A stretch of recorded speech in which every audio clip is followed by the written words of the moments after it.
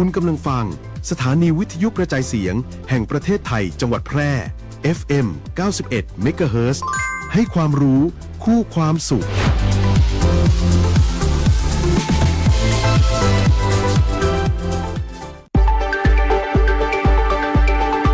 เกาะติดเลือกตั้ง69และการออกเสียงประชามติ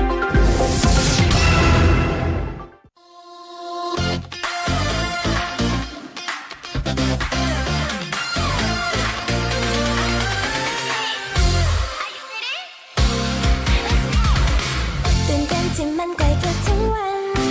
ที่รวมพลังของประเทศไทยประกาศให้โลกได้รู้กันไปจะเป็นประเทศแบบไหนเราต้องเลือกเองก็ต้องเลือกชุดที่ใส่นั่นก็ playlist เพลงเรื่องไหนยังบ้านเมืองเราที่ยอมให้ใครมาเดาใจเราได้ไงไปออกเสียงกันเถอะนะ8 กุมภาพันธ์ประชามติครั้งนี้คือสิทธิ์ของเราชอบแบบไหนเลือกได้แล้วก็กล้าไปฟังเราเสียงเราจะดังเป็นประเทศให้ตรงใจเช็คเสียงของประเทศไทยหน่อยอย่าปล่อยให้ใครมาตัดสินใจอนาคตนี้เราเลือกกันเองดีไหม My voice my choice อนาคตเราเลือกเอง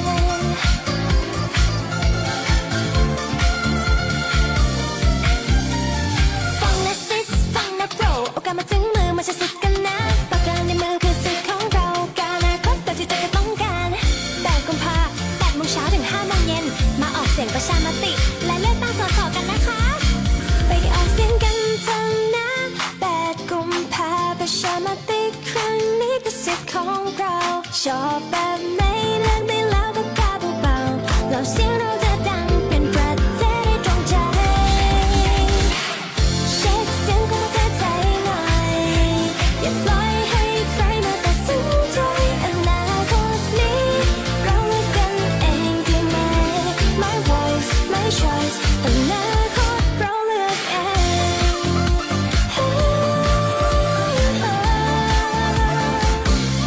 อนาคตนี้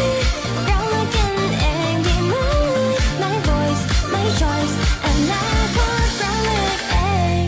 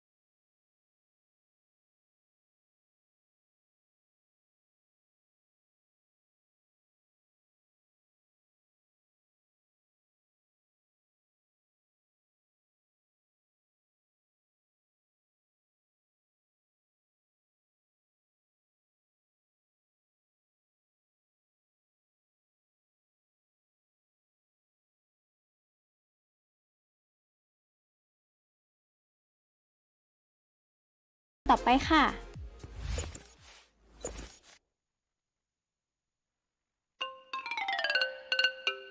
8 กุมภาต้องการ3 ใบเลือกคนที่ใช่และเลือกพรรคที่ชอบ ยวเลือกถึงคนชมพูเลือกถึงพรรคนโยบายน่ารักเลือกถึงพรรคเลือกถึงคนบัตรสีเหลืองต้องแสดงตัวตนใหม่เห็นชอบไม่เห็นชอบหรือโหวตโนลงไปครบแล้ว3 ใบไปใช้สิทธิ์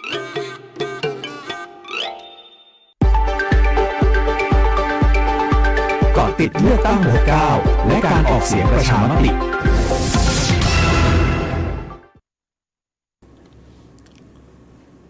สวัสดีครับ สวัสดีคุณผู้ชมทุกท่านนะครับต้องบอกคุณผู้ชมก็คือว่าช่วงนี้เราก็มีถ่ายทอดสดผ่านหน้าเพจ Facebook ไลฟ์สวทแพร่นะครับผมแล้วก็สวัสดีพ่อแม่พี่น้องทางคลื่นวิทยุ91 FM MHz ครับก็วันนี้เป็นวันศุกร์สุดท้ายของเดือนมกราคม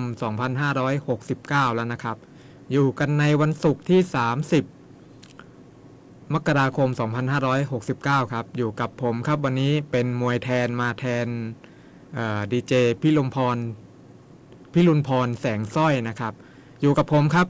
พรชัยเอี่ยมนุ้ยมารับใช้คุณผู้ฟังในวันศุกร์บ่ายๆวันนี้ครับในรายการเกาะติดเลือกตั้ง69และการออกเสียงประชามติ 2569 ครับก็วันอาทิตย์นี้ที่จะถึงนี้แล้วนะครับวันที่1กุมภาพันธ์ 2569 นี้ก็จะเป็นวันเลือกตั้งล่วงหน้าแล้วก็เลือกตั้งนอกเขตครับที่จะเกิดขึ้นมีท่านใดเตรียมพร้อมที่จะไปใช้สิทธิ์ใช้เสียงกันในวันอาทิตย์นี้กันบ้างแล้วนะครับก่อนอื่นเลยก็ขอมาย้ำกันอีกสักครั้งครับเกี่ยวกับไทม์ไลน์ของการเลือกตั้งที่จะถึงนี้นะครับโดยวันเลือกตั้งใหญ่ครับที่เราพูดกันง่ายๆและเข้าใจกันก็คือวันที่8กุมภาพันธ์ 2569 ครับก็จะเป็นวันเลือกตั้งใหญ่หรือเรียกกันทางการว่าวันเลือกตั้งทั่วไปนะครับวันที่8กุมภาพันธ์ 2569 แล้วก็นอกจากเป็นวันเลือกตั้งทั่วไปแล้วก็ยังเป็นวันที่พวกเราชาวไทยจะต้องไปลงคะแนนออกเสียงประชามตินะครับสำหรับคำถามที่จะถามกันในวันออกเสียงประชามติที่จะถึงนี้ก็คือท่านต้องการที่จะให้จัดทำรัฐธรรมนูญฉบับใหม่หรือไม่นะครับก็จะมีช่องคำตอบให้ท่านกาอยู่3ช่องครับก็คือเห็นชอบไม่เห็นชอบแล้วก็ไม่แสดงความคิดเห็นนะครับก็ท่านใดต้องการที่จะออกเสียงอย่างไรก็ขอให้ไปใช้สิทธิ์กันครับถ้าไม่ไปใช้สิทธิ์แล้วมันเหมือนกับว่าเราไม่ได้ไปออกแสดงความคิดเห็นแล้วก็ไม่ได้มี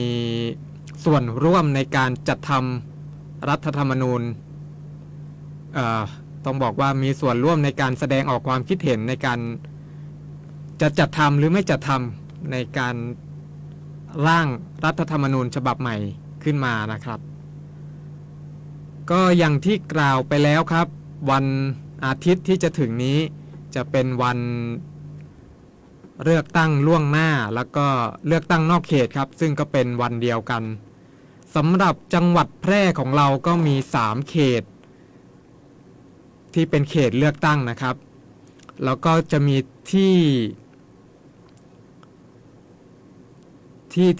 ไปใช้สิทธิ์เลือกตั้งกัน3สถานที่ด้วยกันนะครับซึ่งก็มีที่อำเภอเมืองเขต1ก็จะอยู่ที่สนามกีฬาองค์การบริหารส่วนจังหวัดแพร่ครับส่วนเขต2ก็จะอยู่ที่บริเวณ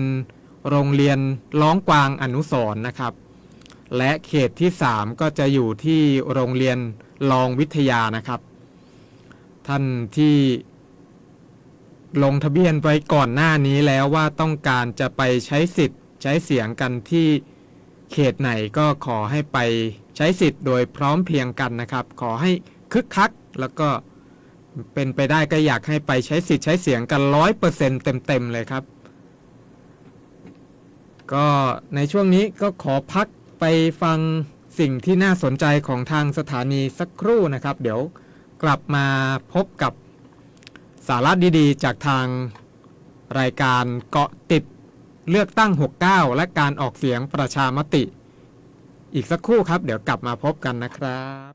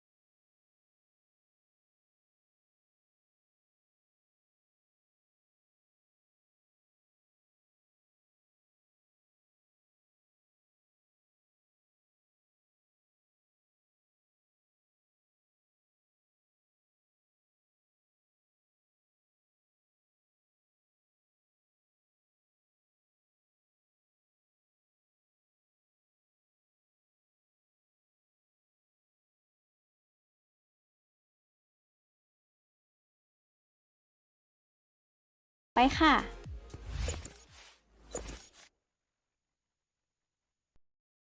แจ้งเหตุทุจริตเลือกตั้ง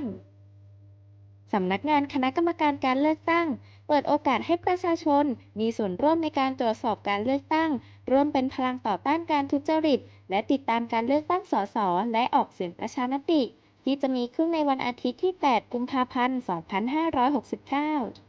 หากพบเห็นการทุจริตหรือการกระทำผิดกฎหมายเลือกตั้งสามารถแจ้งเบาะแสทุจริตการเลือกตั้งได้ที่สำนักงานคณะกรรมการการเลือกตั้งประจำจังหวัดและแอปพลิเคชันตาสับปะรดรายงานสถานการณ์ได้ทันทีผ่านข้อความภาพเสียงหรือวิดีโอเพื่อป้องปรามการทุจริตเลือกตั้งได้ตลอด 24 ชั่วโมงดาวน์โหลดแอปพลิเคชันตาสับปะรดได้ที่ Play Store บนอุปกรณ์ระบบ Android และ App Store บนระบบอุปกรณ์ iOS สอบถามรายละเอียดเพิ่มเติมได้ที่สายด่วน 1444 สร้างสรรค์ประเทศไทยพร้อมใจไปเลือกตั้ง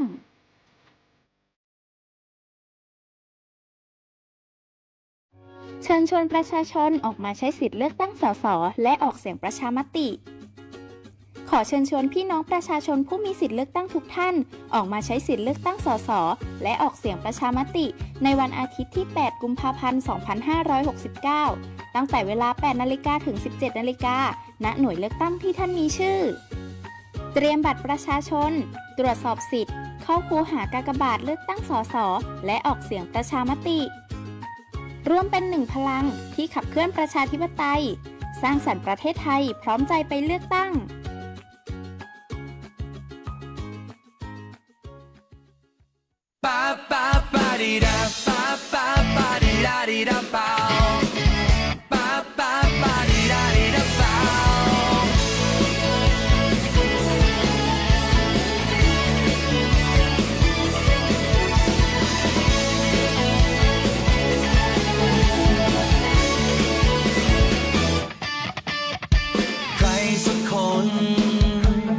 ใครคือคนคนนั้นใครที่รู้จริงและรู้ใจรู้จักประเทศไทยได้ดี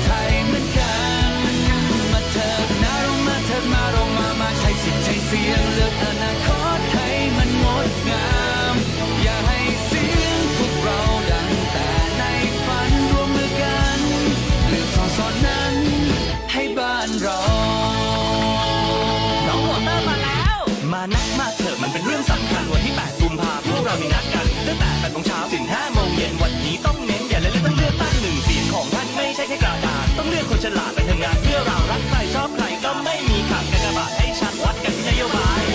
เลือกคนที่รักและก็พรรคที่ใส่ใจ อย่าลืมเอาไปนะบัตรประชาชนโหลดแอปสมาร์ทโหวตดูได้ทุกเรื่อง8 กุมภาเจอกันนะทุกคนมาเถิดนะเรามาเถิดมาออกมาใช้สิทธิ์ไปด้วยกันเลือกคนนั้นทำงานเพื่อพวกเรา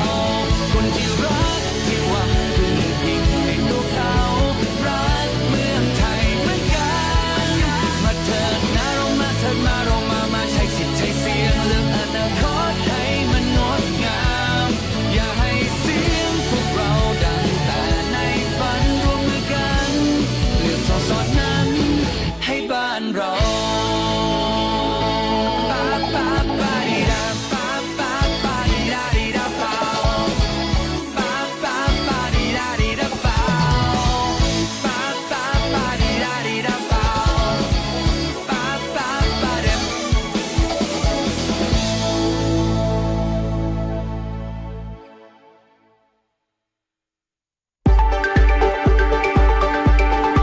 เกาะติดเลือกตั้ง69และการออกเสียงประชามติ ก็กลับเข้ามาสู่รายการเกาะติดเลือกตั้ง69และการออกเสียงประชามติ ก็พักไปฟังสิ่งที่น่าสนใจนะครับ แล้วก็ช่วงนี้ก็ขอกลับมาย้ำอีกสักครั้งครับในเรื่องของการเลือกตั้งในรอบนี้ เราจะได้บัตรที่จะใช้ในการออกเสียงทั้งเลือกตั้งสสนะครับก็จะมี3บัตรในครั้งนี้นะครับ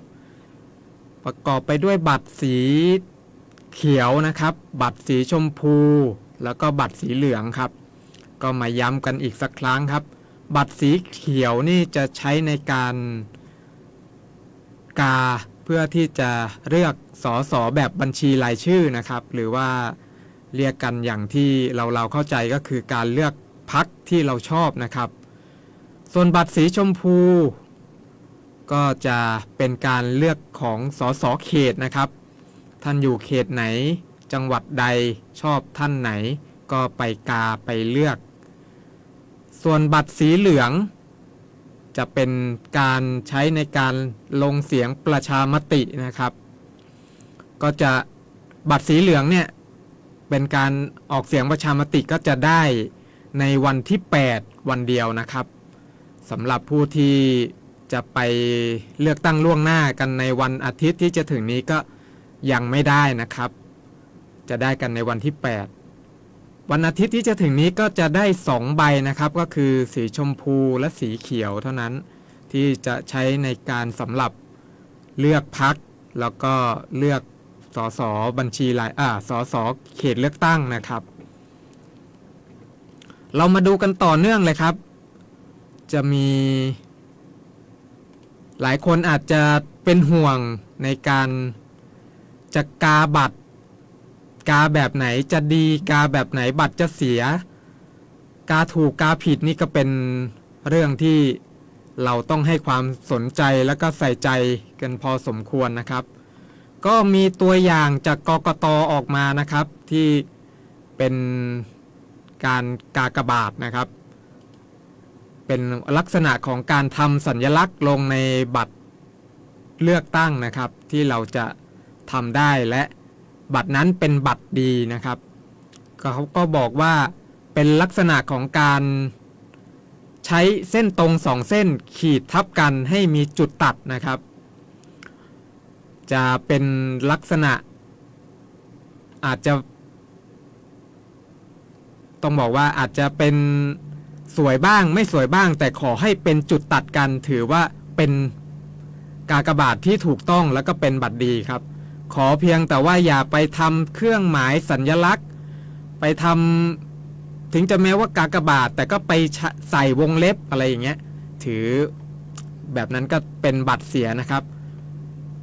อีกอย่างหนึ่งการกากบาทก็ต้องกากบาทในช่องสี่เหลี่ยมที่กำหนดไว้เท่านั้นนะครับไปกากบาทแล้วเครื่องหมายไปออกนอกช่องสี่เหลี่ยมที่กำหนดไว้ก็ถือว่าเป็นบัตรเสียเช่นกันนะครับแล้วก็ อาจจะมีบางท่านไปเขียนว่าชอบคนนี้คนนั้นอันนี้ก็ไม่ได้เหมือนกันครับเป็นบัตรเสีย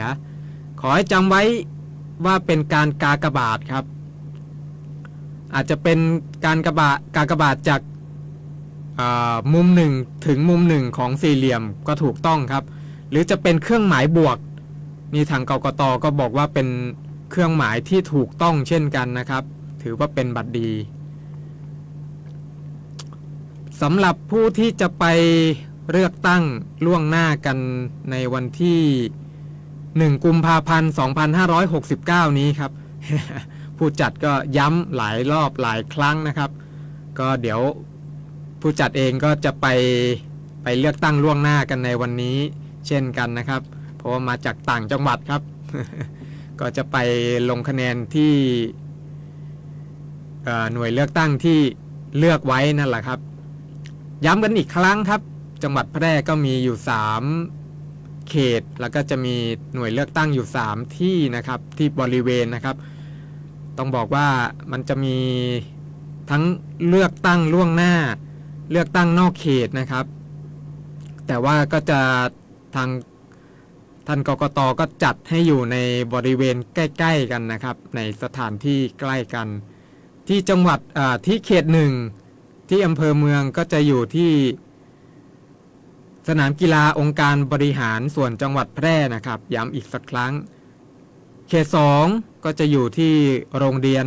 ร้องกวางอนุสรณ์ส่วนเขต3ก็อยู่ที่โรงเรียนรองวิทยานะครับท่านไหนลงทะเบียนไว้ใช้สิทธิ์ที่ใดก็ขอให้ไปใช้สิทธิ์กันครบเต็มจำนวนของชาวจังหวัดของผู้ใช้สิทธิ์ในจังหวัดแพร่เลยนะครับมาถึงขั้นตอนที่เราต้องเตรียมตัวกันในก่อนไปใช้สิทธิ์ในวันเลือกตั้งล่วงหน้านะครับทางกกต.ก็ขอเน้นย้ำให้ผู้ใช้สิทธิ์เลือกตั้งตรวจสอบข้อมูลนะครับที่อยู่บนหน้าซองใส่บัตรเลือกตั้งเรียกว่าเป็นสส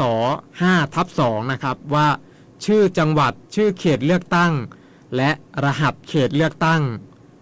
ตรงกับของเราหรือเปล่านะครับสำหรับผู้ที่เลือกตั้งนอกเขตนะครับเพราะว่าบัตรเลือกตั้งของเรานี่จะต้องส่งกลับไปยัง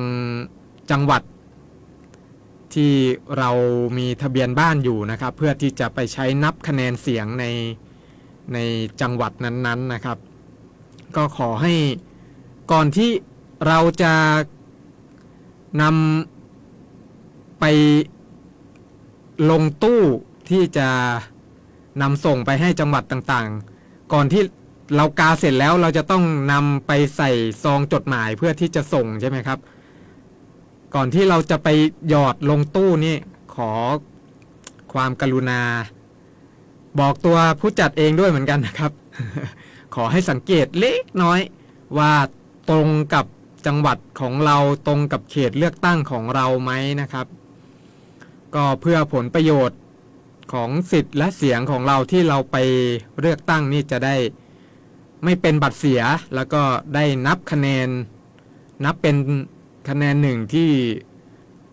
เราจะเป็นส่วนหนึ่งในการพัฒนาประเทศผ่านการเลือกผู้แทนราษฎรเข้าไปพัฒนาอีกทางหนึ่งครับผมในช่วงนี้ขออนุญาตไปพักสิ่งที่น่าสนใจอีกสักครั้งครับแล้วเดี๋ยวกลับมาฟัง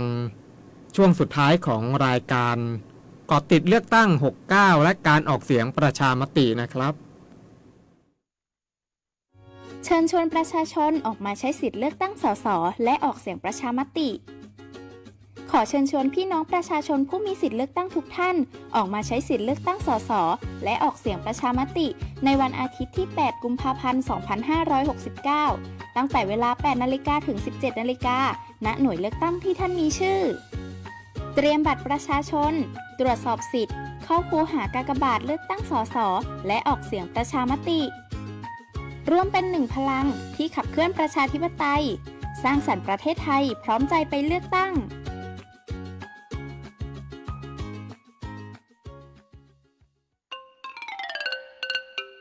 8 8 กุมภาต้องกา3 ใบเลือกคนที่ใช่และเลือกพรรคที่ชอบ สีเขียวเลือก1 คนชมพูเลือก1 พรรคนโยบายน่ารักเลือก1 พรรคเลือก1 คนบัตรสีเหลืองต้องแสดงตัวตนใหม่เห็นชอบไม่เห็นชอบหรือโหวตโนลงไป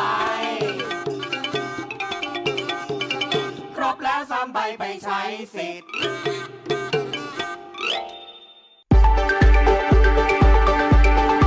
เกาะติดเลือกตั้ง69และการออกเสียงประชามติ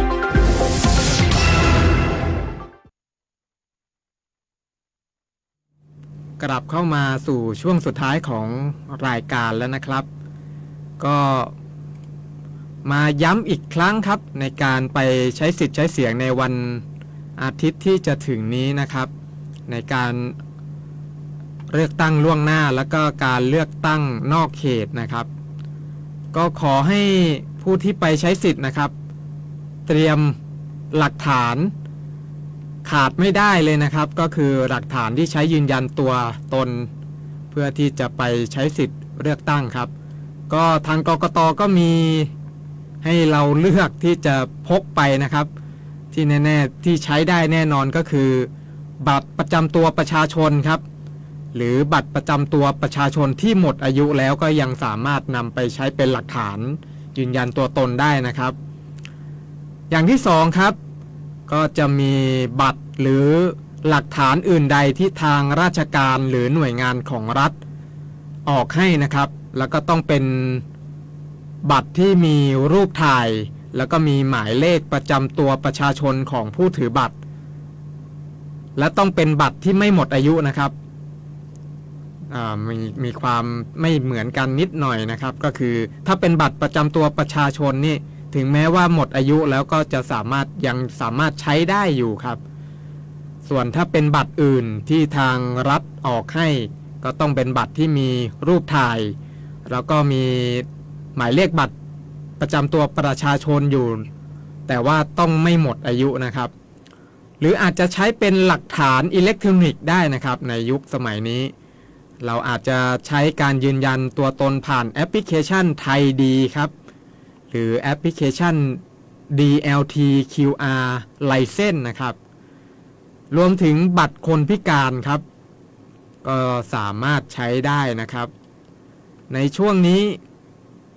ก็เป็นช่วงเข้มงวดต้องเรียกว่าไม่ใช่เข้มงวดสิครับเป็นช่วงใกล้เลือกตั้งเป็นโค้งสุดท้ายเข้ามาแล้วครับวันที่1 กุมภาพันธ์ 2569 นี้ก็กำลังจะเป็นวันเลือกตั้งล่วงหน้านะครับก็ขอให้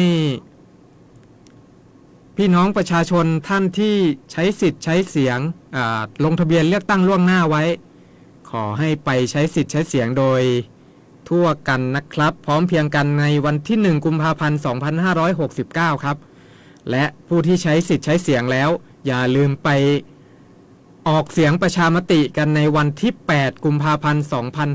2569 อีกครั้งด้วยนะครับ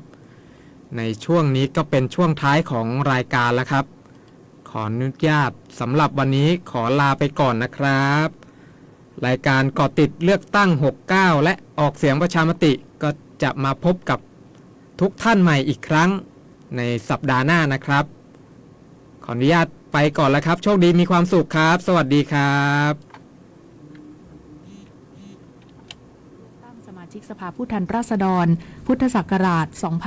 2561 และระเบียบคณะกรรมการการเลือกตั้งว่าด้วยหลักเกณฑ์และวิธีการสนับสนุนการโฆษณาหาเสียงเลือกตั้งสมาชิกสภาผู้แทนราษฎรพุทธศักราช 2561 ลำดับต่อไปพรรครวมพลังประชาชนสวัสดีครับผมนายอภิวิทย์ทิพรัตน์หัวหน้าพรรครวมพลังประชาชนผู้สมัครสสบัญชีรายชื่อลำดับที่1บัตรสีชมพูเบอร์13ครับพรรครวมพลังประชาชนเกิดขึ้นจากการรวมกลุ่มของพี่น้องประชาชนคนธรรมดาที่มีอุดมการณ์ร่วมกันพร้อมที่จะอาสาเข้ามาทำงานเพื่อประโยชน์สุขของพี่น้องประชาชนให้พี่น้องประชาชนนั้นได้กินดีอยู่ดีมีที่พึ่งมีที่หวังในกระเป๋ามีสตางค์อย่างยั่งยืน อย่างที่เราได้พูดกล่าวไปตั้งแต่ต้นแล้วนะครับว่าพรรครวมพลังประชาชนนั้นเกิดขึ้นจากกลุ่มคนธรรมดา พร้อมที่จะมาทำงานเพื่อบ้านเพื่อเมืองเพื่อประโยชน์สุขของพี่น้องประชาชน ดังนั้นในการเลือกตั้งครั้งนี้นะครับถือว่าเป็นการเลือกตั้งที่รวดเร็วพรรครวมพลังประชาชนนั้นจึงได้